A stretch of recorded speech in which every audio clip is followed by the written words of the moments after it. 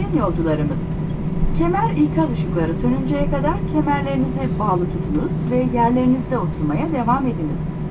Lütfen inerken el bagajlarınızı yanınıza alınız.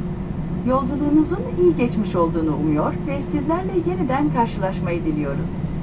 Star Alliance üyesi Türk Hava Yolları ile uçtuğunuz için teşekkür ederiz.